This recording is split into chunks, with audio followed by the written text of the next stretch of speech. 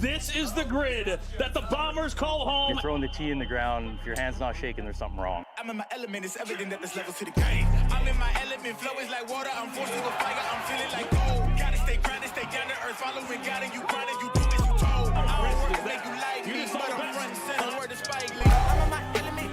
Yeah. I'm in my element. Yeah. I'm in my element. I'm in my element. Yeah. I'm in my element. Yeah. I'm in my element. And we are back. Final group of the day for our round robin. We've got a special guest here in the booth with us, Phyllis Meeting, 4-time world champion. Got a lot of other champion or tour wins underneath your belt. How you doing? Hi, I'm good. Hi, how are you? You know what? It's super exciting to be out here. It's nice to be in the booth. First time in here. Nervous. This is about as nervous as it is teeing up. What? Yeah, Get out of here. First time. You make it look so easy out on the grid. Can you tell everyone where you're from and how you got into the sport of long drive? Oh, yeah. So growing up, my first year was in 2006. I was 18 at that particular time, and my mum had signed me up to a local qualifier. Oh, really? In Auckland. And we went through the local qualifiers, the regional qualifiers, and then national championships. And I had hit the ball pretty well in competition that year. In July, I turned 19. I went to World Championships in October. And the guy that was organizing it, he was like, oh, you know, this is a great opportunity for her. It's a professional event. You know, she might come top 10, top 15, but she'll have a great time and it'll be a good experience. And, you know, almost 20 years later, here we are. Still at it. Did you win? We did. We won our first year, yeah. You did. Title number 1.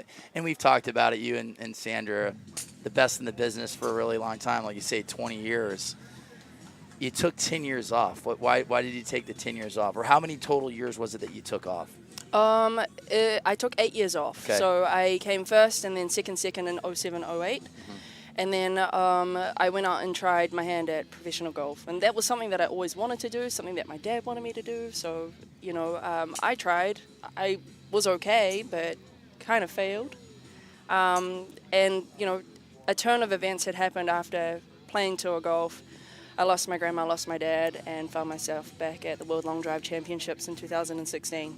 I wouldn't say that it was a failure. I think that was professional golf was something really special that you did with your dad, right? Yeah, I mean, it was hard. You know? It's very hard. And yeah. then trying to find yourself in that whilst you're growing up. And, you know, my dad worked a lot. So most of the time when he got to travel with me was usually for, you know, in big tournaments. And so there were some days where we wouldn't click that well and some days where, you know, we were awesome together. So it was just a matter of being able to juggle the game, our personal lives, and then trying to perform at the same time. It was pretty hard. Yeah. So you've been world number 1 a bunch. Martin Borgmeier, slot number 1, has a chance if he wins or takes second place to be world number 1. Yes. What does it feel to be number 1 at your craft in the whole world? You know, getting there is one thing, but being able to maintain that, like for Kyle to have maintained that for such a long time, that's an achievement in itself, and it's huge to be able to, you know, continually perform and be the standard that everyone's trying to chase. I think it's an honor. I think it's a privilege. And when you kind of slip out of that for a little while, it makes you hungrier to want to come back. Yeah, and I can tell you if he's watching right now, I know he wants to hit. I know he wants to hit so bad, but he made the right decision by not hitting today. Because, like, I mean, he said if he tears an oblique or what have you, it's a lot different than the hand. You know, Absolutely. The hand, it was about his pain tolerance, but if he tears an oblique or, you know, breaks a rib or what have you, like, he could be out the rest of the year. So I think that he made the right decision. But, you know, Martin's had 3 wins in the last year. He won a world championship. He won the first event in Mesquite. He's been climbing that chart, and, you know, here he is.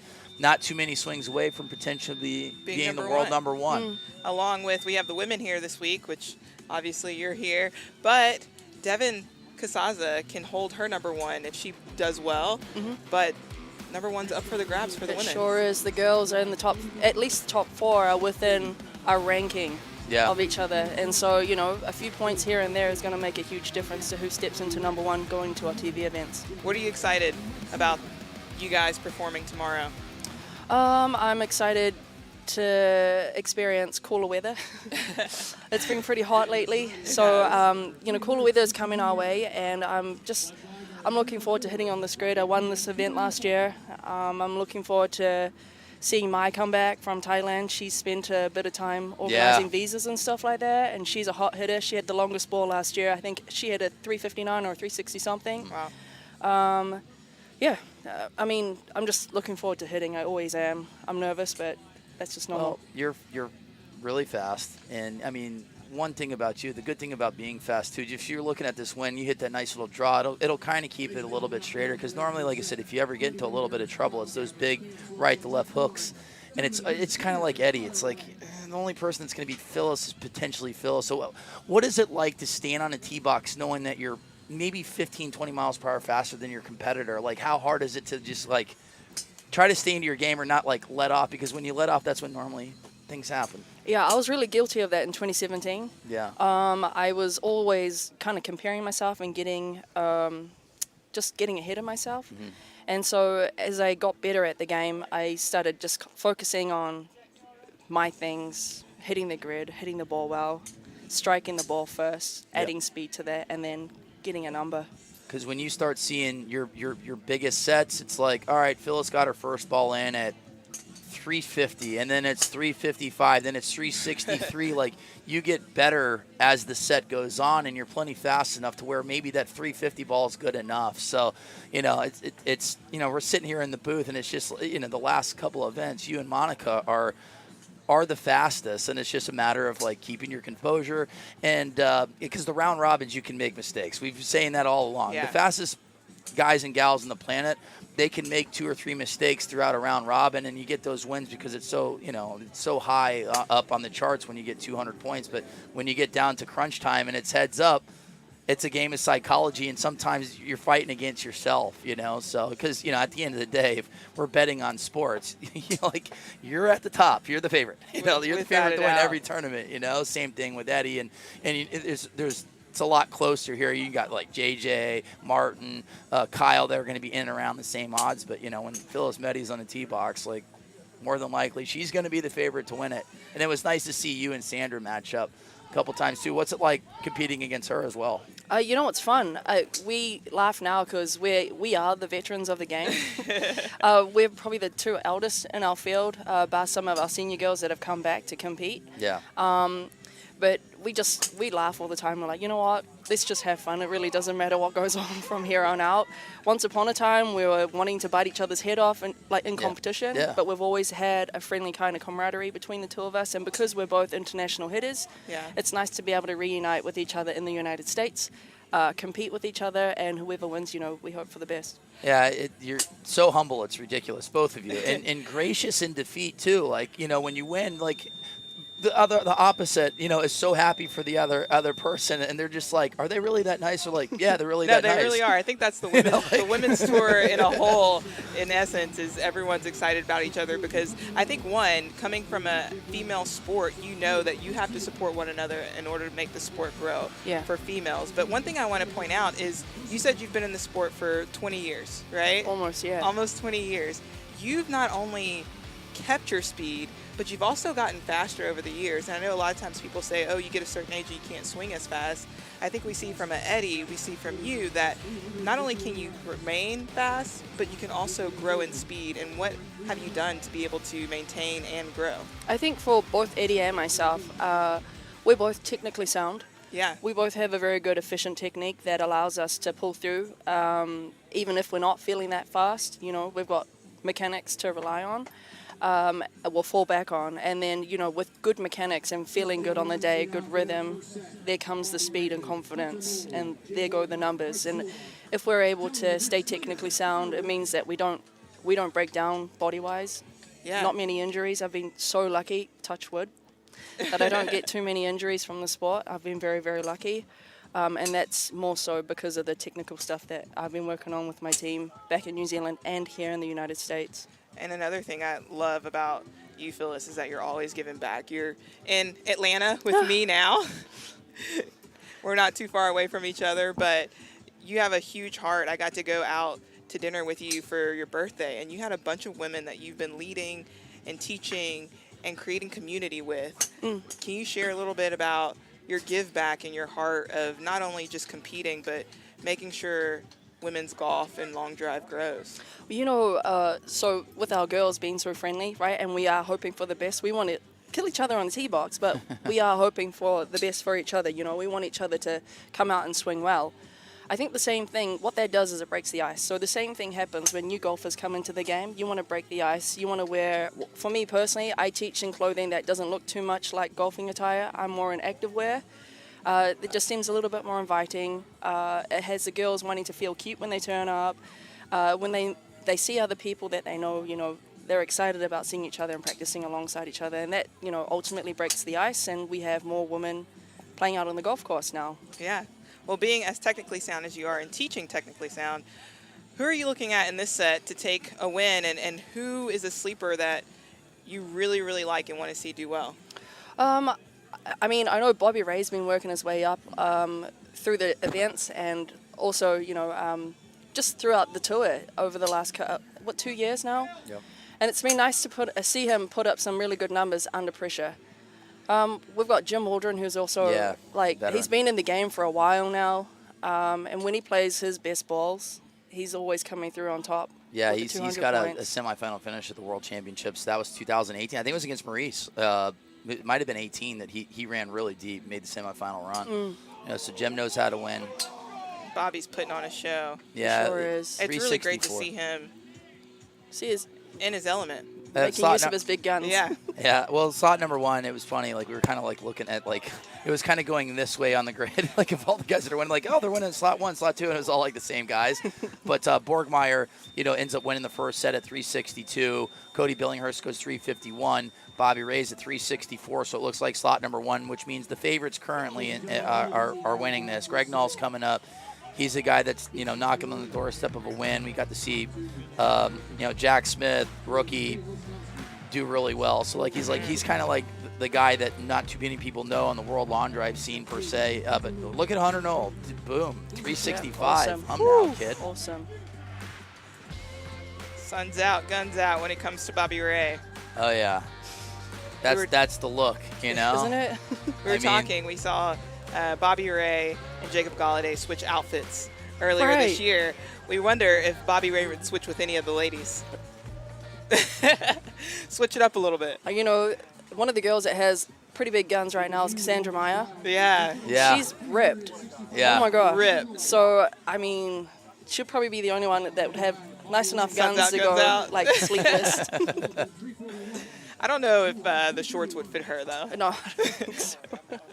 I'm not sure Well, if the skirt would she's fit done a lot of, Bobby. like, TikToks and Instagram Oh, posts, my like, of her, goodness. like, you know, dressed up and As the you know, golf different. bro. Yeah. So good. I think they should pull it off. You know, if Bobby Ray has like 600 points going into set number 5, you know, they could have a wardrobe change per se. Cassandra's still here, but we talked about, you know, growing the game of women's golf and lawn drive. I was just in Calgary, and Lisa Longball Vluswick. Yes. She's the best. The best. She is so good. She has so much energy. Like, I don't even think she sleeps. She is like the nicest human being ever, too. Absolutely. Man. So excited, still athletic. Oh, you know. yeah. She's doing backflips and stuff like that on the tee box while she's doing these clinics. Seriously. She is crazy. She had a series on Instagram where she was wake surfing in Yeah, different yeah. clothes Oh my and things gosh, like yes. that. So 2 years, well, I was just in Calgary, but last year I was in a pro shop, and then I just hear this distinct voice. I'm like, that's definitely Lisa, and didn't register that, like, oh, I'm in Calgary. She's from Calgary, and she's doing like a seminar with like 50 women in a room, and I just walked through the room, and she's like, Bobby, what are you doing here? And for like 5 minutes, she ripped off my social security, my credit card, my son's name, my son's future girlfriend's name, and something. She knew everything about me, and it was unbelievable. And I'm like getting goosebumps as she talks, and like, how can you not like? She's the best. She was awesome. But yeah, she was doing a women's clinic, and then just did one at, you know, at the launch pad out in Calgary, just packing the house. Like, I mean, couple hundred probably people. had 80 to 100 people Oh, it's out crazy. there. Oh my you know? gosh. Yeah. But she is the definition of an entertainer, and Elise has won in long drive for, however many. She's been around for a long time. But, And still kicking it, still growing the game. Oh yeah. Absolutely. What if somebody's watching long drive right now and are going to watch you ladies as well? What are some tips you would give them in order to have an efficient swing? For me personally, someone who's, I'm 5'11" and 3/4. Tempo and Can we say timing 6 is my foot? thing. Almost, yeah. If you're in basketball, you're like 6'4". I'm 182 centimeters. So tempo and timing is my thing. I think having a good rhythmic timing, rhythmic swing is more important than trying to find some speed. I'm always looking at making really good contact first and making sure that, once we start hitting it out the sweet spot or out the middle of the club face, then we start adding speed to that or having, the confidence to go, okay, what can I do to put everything together to make good contact? And, when good contact comes, good speed comes, then you get faster ball speeds, faster club speeds, better distances. You have the 3 longest balls in the history of the sport. Was it 406, 408, 413, 414? Something like that, yeah. Oops. Yeah. You hit 3 You're of bad. those on me I in one did. set. But Phyllis, we were so glad to have you. You're such a treat to have in this booth. Good luck tomorrow Thank you. Thanks for having me. and enjoy your afternoon. Thank you very much. Gonna get cool. All right, we will be back right after this.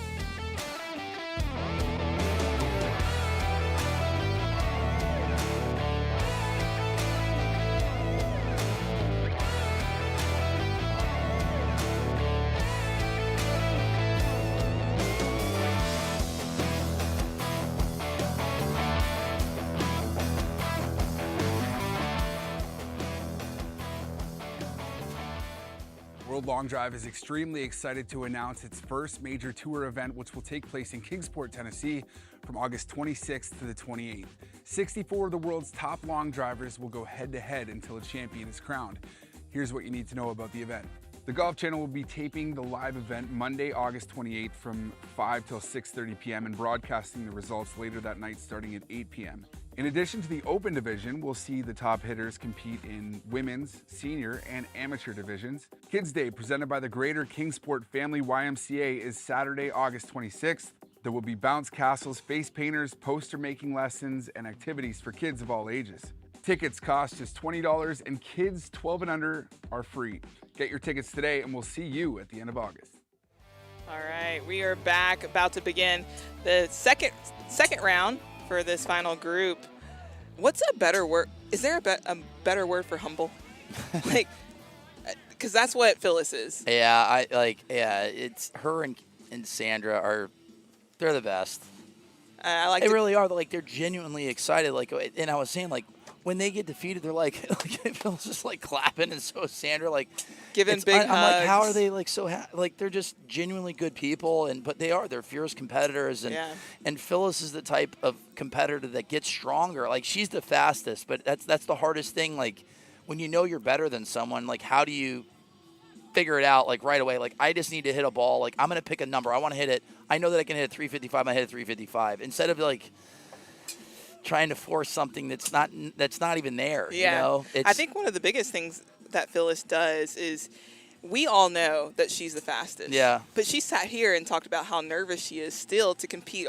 We talked about Sandra earlier this year being nervous to be back on the first tournament. They know how good they are, but they never underestimate somebody else being just as good or better. And I think that's what keeps your Kobe, your best players to continue to be the best. Yeah, I mean, Sandra, I was I can't believe how much slower she is from the last 4 years. And then all of a sudden, it just went up 15 miles per hour. I'm like, oh, she's nervous. After having 2 beautiful girls and everything, she got faster. Yeah, no, she went from 158 to 174 on one swing. I'm like, she's missing. And then she said, I was so nervous. I haven't hit in so long. I was nervous. And then she ended up taking second place. Man. And they find ways to win. The best in the business find ways to win. And you look at Maurice Allen, it's happened twice now where he's had to go up in these playoffs, and he's won. He's won in the playoffs. He went up against Glenn Wilson, one of the fastest guy in the world back in 2016, and ends up winning against Glenn up in Memphis. And then went up against Galladay and Jake Hignite, and he ends up winning. And Maurice went 209.8. He has it in the tank, and he knows what he needs to do to get wins. But Cody Billinghurst right now is at 357. He won the first set. That would put him at. Oh, Hunter Knoll. Hey, Cody. So Hunter Knoll, that's the fastest ball I've seen him hit in a while, is a 206.9. Cody at 217. Oh, yeah.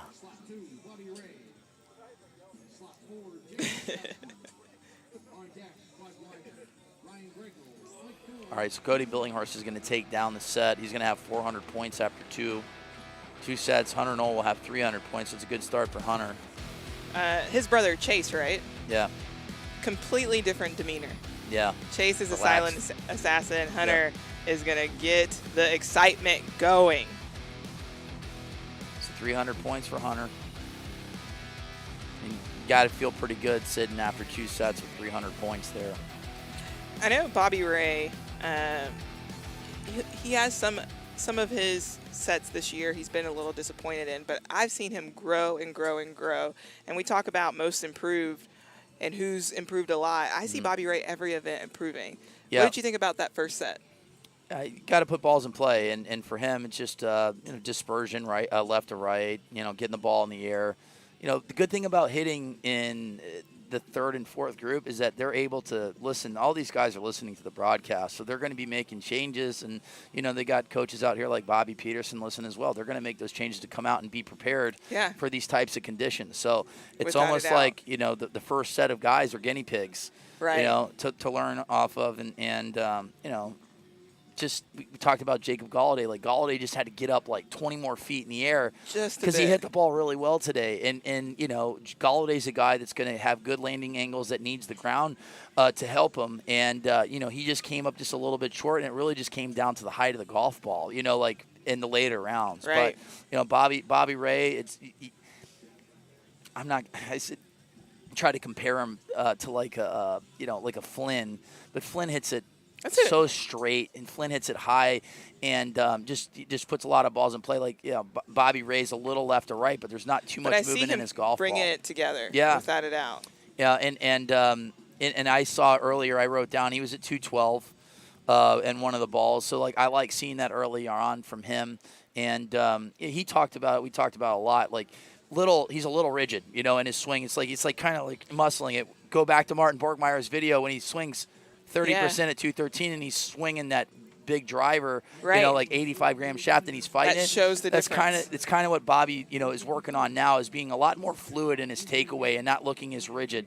Sam Judah is the same way. Sam Judah is kind of the same way. They're just they're so strong, and they're really fast from here to here. It's just like Martin Borgmeyer is the best example of being able to, over a span of 5 years, change that swing to where it just looks so natural. Martin's got a beautiful golf swing now, or lawn drive swing, and it looks absolutely effortless.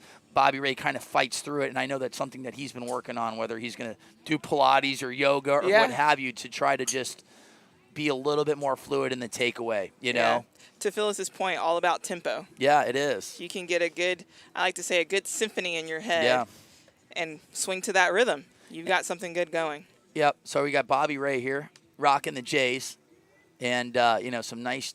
Love the shorts. Oh yeah. But. Love the shorts. Again, if you're looking at screen number 2 and where Bobby Ray is, the tracker is not the same as the ball flight. So you've got to look at the numbers because the tracker's just a little bit off. Yesterday, Jay Elstowski just shows up out of the car at 11:59 for a 12 o'clock start. He ended up qualifying for Worlds, and it was funny watching him warm up in the range. We were kind of swapping spots, trading off, and he was hitting balls off the shaft, the crown of the head. He was in a panic trying to get loose, and he figured it out, though. He got on the grid and ended up, getting an exemption to the World Championships. But a guy that we saw, I saw in Memphis that was putting up some mid-210, 215 golf balls. So off a little bit right now, but when you come out to these events and you try to qualify for Worlds and you qualify, it just settles you down. I almost feel like he's on a free roll right now. So he's just go out there, have some fun, and because get to qualify for the World Championships is special, especially if it's your first year. Kyle Gabbard putting up big numbers here on the ball speed. So Kyle At Gabbard, 12-13. I like that ball flight from Gabbard, 343 in the air. I would say that's probably in the mid-50s. There you go, 352 from Gabbard. He's had a good year. Gabbard puts himself in and around, in these round of 32s, like just giving himself a chance to get in. So one thing that I love about this data and being able to guess is kind of like when you walk on the range, walk on a course. Yeah. I used to pretend like I was guessing how far someone was hitting it. Yep. And you're just looking down at the yardage, right? Flight Scope paints a beautiful photo. they do, and they've been extremely accurate today. So I can only imagine it's easier to track a golf ball that goes 350 yards than it is like 470 out in Denver. Without a doubt. We've got a ghost player in this round as well, as we spoke on last time. Just had a couple of people pull out last minute. Therefore, in this set, it's just important to make sure you get a ball in play. Still 62 players this week, maybe 61. I don't know if there was a ghost guy in the last group. I know there wasn't one in the second group, but yeah. But Martin Borgmeyer will be coming up here in 2 more groups. But got to take a look at slot number 1, the only Bud Widener, who had an incredible event last time. We'll be back to see what show he's going to put on after this.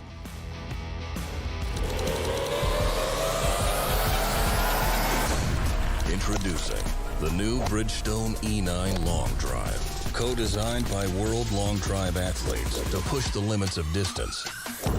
Thanks to extreme ball speed and superior aerodynamic flight. Engineered for you to hit your longest drive. Drive the new E9 Long Drive. Extreme distance for your game. All right, welcome back. We are here. These guys have already hit their first balls. Bud Widener in that first slot. Jim is another one to look out for. His girlfriend, Mary Driscoll, will be hitting tomorrow. They're a dynamic duo. Of bombs, who finished second in Denver. Or no, she finished second in Hope Sound. Hope Sound. So Waldron in slot number 4, really, really good hitter. You got Greg Null. Just it's happened a couple times this year where Greg Null's struggled the first couple ABs and going OB. And right now, he just needs to put balls on and in play. Waldron's at 351. Looks like Greg Null's got a ball in play. It was a miss hit though, but he's got a number on the board. That's all you need. I saw him in this outfit, and I was thinking, I didn't think Martin was in this group. Greg Null's got the best mustache in the game right now. The best. That thing is good. Honestly, it should have its own Instagram. There we go. Greg Null, 222 or 226.6. That ball probably is in play. There's no movement on it. It was like a 7-yard draw. Bullet. That one was going to be a big number if that one stayed in play. Greg Null, it says OB. That ball was hammered. What is his sport background? Elon needs to give us the notes on that. I believe he was a jockey. He won the Kentucky Derby in 1997. He won the National Spelling Bee in Canada in 1475. But Greg Null just... He was known as the tallest jockey ever. Ever, until he was 4. Like, we always joked around, like, Mike Dobbins, like, Mike, what were you aspiring to be when you were 3? He was like, I was a jockey, but I was, 6'2", 200 pounds at 3 years old. I mean, it looks like Greg Null's hitting balls at play, unless they've made changes to the flight scope where it's actually going straight now. So, I mean, this one looks straight. I mean, Greg Null's putting up some just crazy numbers right now. He went 226. 221. That one looks like it's down the middle, and we haven't seen anything. 363. I mean, he's putting up just absolutely monster numbers. So interesting. Looks like they're trying to adjust that. Therefore, we can't really get an accurate read on it. But Waldron at 351. Jim, but Waldron. I mean, just based off of the numbers that Greg Null was putting up, he was hitting the center of the club face. So he's not off by a lot because those are the fastest balls that we've seen so far all day. 226. Greg Null's moving it. He's got 2 OB sets right now. It is underlined. So he's 0 for his first 12. But when I look at the people in this group, he is one that can come back from 2 OB sets. Win, win, win, win. I've watched Gregnall go 2 for 30 and get in at 400 points. I believe it. And then he went 6 for 6 in the next round of 32, where he went 6 for 6 and hit all 6 balls over 400 yards. So sometimes people like a little drama. yeah. All right, so we got Martin Borgmeyer, who's taken about 25 minutes off, hitting here in slot number 2. You're tuning in. Mr. Berkshire did not participate this week, rehabbing an oblique and rib. Martin still had a chance to be world number 1 regardless if Kyle was here. If Martin wins this tournament or comes in second, he will be the world number 1. Kyle's been world number 1 for 4 years, and we just had, Phyllis mentioning that, he's been able to stay, Kyle at the top of the mountain for 4 straight years. And so Martin's got a chance here to take the spot. I'm sure Martin knows this, right? Oh, he's fully aware of it. Absolutely. What do you think what's going on in his head right now? Just put balls in play. He looked really relaxed on the range. He was hitting the ball very, very well. Those golf balls that they're hitting on the range, they're like brand new. And I saw a couple 224, 225s in the range. I saw some nuggets. Yeah, he looked very comfortable, nice and relaxed. I think there's a big difference between someone that can swing it a few times, 230, 225, right? Yeah. Martin does that on cruise control. Yeah, he's extremely efficient, right around 222, 222 to 225. Even though he hits a draw, like normally those little butter cuts, they just go farther. I know that's what he won the world championship with. He went 426 with a 222 ball. He went 225 with a little bit of a draw, but for whatever reason, it just seems like that ball stays in the air a little bit longer with that little left to right, or not too much movement. But I watched Martin on the range. He hits it pretty straight. I mean, there's not much movement in that golf ball, left to right or right to left. Well, we saw a little fist pump from him, so I think that 4th ball might be in. Yeah, and I wouldn't be surprised. There's not much win if you see a 370 right now, 365, 370. I feel like it's there for the taking. I mean, we even saw Gregnall go 360 plus multiple times on carry on flight scope. So I could imagine that Martin's could have a ball in the mid 60s. 222.8 from Borgmeyer. Yeah, and because it's taking so long for them to put a number up, yeah, it might means be a that big they one. might have to walk back a little bit. Yeah. Is that nerve-wracking not to have a number up? Well, if it's in the middle of the grid and you get a fist pump from the world champion, you're probably going to assume he hit it pretty good. Martin Unless he was being sarcastic. There you go. Here's your 76. Because we all know Martin is a character. He's funny, great personality. He's a jokester. But, yeah, I highly doubt that he would fist pump on a ball that went nowhere. So, but Mr. Marty Borgie 240 is at 376. Takes down the set. He's got 400 points. All right. We'll be back right after this.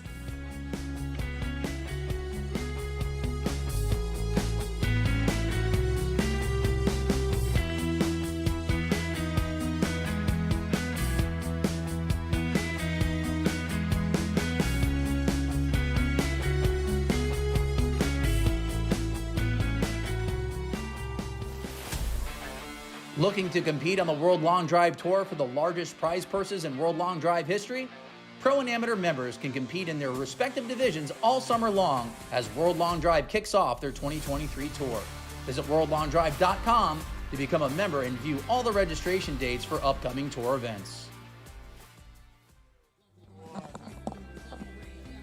And we're back. First time taking a peek at YouTube. Yeah. What's going on over there? We've got any good questions? A couple hundred on right now. But if you're just tuning in, we are live in Connecticut, Portland, Connecticut. Chris Coates Driving Range. Awesome facility. Home of the brownstone quarries. Jeffrey Knoll is the powerhouse of the... Oh, man. But, yeah, Hunter is off to a good start. Bobby Ray, 373. And it really just comes down to, if you're looking at it right now, is the height of the golf ball. The height of the golf ball. And I feel like a story's being told a little bit based off of carry. Like, if you can carry it maybe 360, there's significantly more rollout at those numbers. So I haven't walked the grid yet, but I feel like past 360, there's definitely roll. So we're seeing some big numbers. Same thing happened in Hope Sound. You had to hit it 351 or more, or you had no chance hitting it past 351. Right. Yeah. So what about now? It's not as humid. Is that making a difference with the balls? I would think so. That's a Jason Zuback question or Bryson DeChambeau question. But if there's more moisture in the air, the ball is going to get knocked down. We talked about Texas and Oklahoma being that dry heat if the ground's hard. People always ask me where the farthest balls I've ever hit, and I'm like, Texas. They're like, how? It's not even elevated. I'm like, the ground's hard. Yeah. And it's like you get a south wind. A little deserty. Yeah, and you're seeing golf balls bounce like 20 feet in the air, like once they land. They talked about like tour players, PGA Tour guys, like hitting they're like, well, Roy, you just hit it 400 yards. I'm like, yeah, they're in Austin. It's downhill and the ground's concrete. Like they can hit balls that far, if it's gonna roll.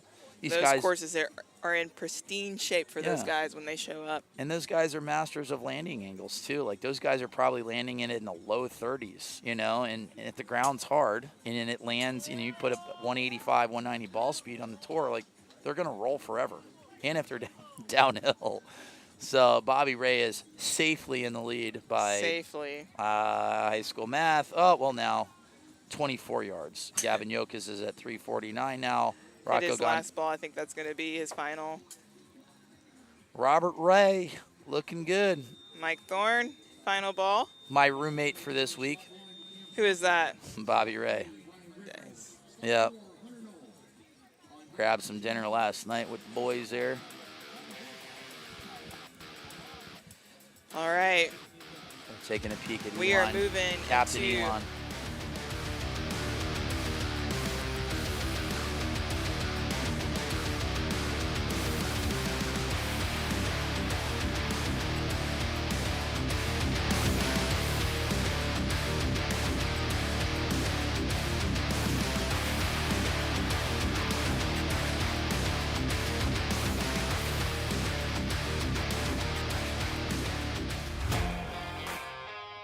Catch every single World Long Drive Tour competition right here on the World Long Drive YouTube channel. The Amateur, Senior, Women's, and Open Division Championship will be available on the Golf Channel. To stay up to date on everything WLD, follow us on social at World Long Drive. What a smooth voice that was. I sat in my bedroom with the doors closed and got Trey yelling at me. I'm like, Trey, be quiet, man. Trey's my 6-year-old. I'm trying to do these audios. And then I found out, the vibration, or wasn't any vibration sitting in the actual closet. So, because I got all my clothes in there. So I literally had my chair and my laptop and my phone talking into the microphone to do that advertisement. But it's like, Dad, where are you? He's funny. All right, well, we are about to get the third set started today. That changed. I don't know. Okay, so it went from 373 down to 348. That's interesting. Which puts Bobby second. Gavin will take the lead on this one. There he is. The worst hitter today to make it to the round of 32. I guess a guy who tried to retire. A guy, look at this. This is the interview that we wanted. Sam, great to have you in the booth again. Hey, thanks for that energy drink, man. I appreciate that. Hey, anything for you. Sorry about the coffee. I couldn't find a coffee place. Just kidding. I'll take care of it. I appreciate it. I got you. Sam, talk about the long drive yips. Yeah, what a morning. Had the yips for about 10 days now, fellas. So it's been a rough 10 days. Almost pulled out of this event on Wednesday. Got talked into not doing it. Probably should have after today. Yeah. Still got the yips, if y'all don't know, if y'all couldn't tell. But, yeah, they're not fun. I had them once at second base, and that wasn't fun either. What have you tweaked a bit?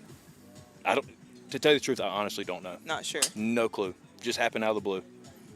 Man. Happened the Wednesday after Port Rowan. Just was hitting, and then all of a sudden, 5 balls went straight sideways, 5 topped into the net, and here we are.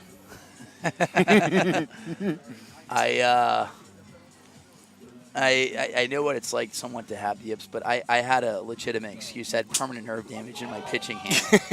I had thoracic outlet syndrome. But I can talk about it.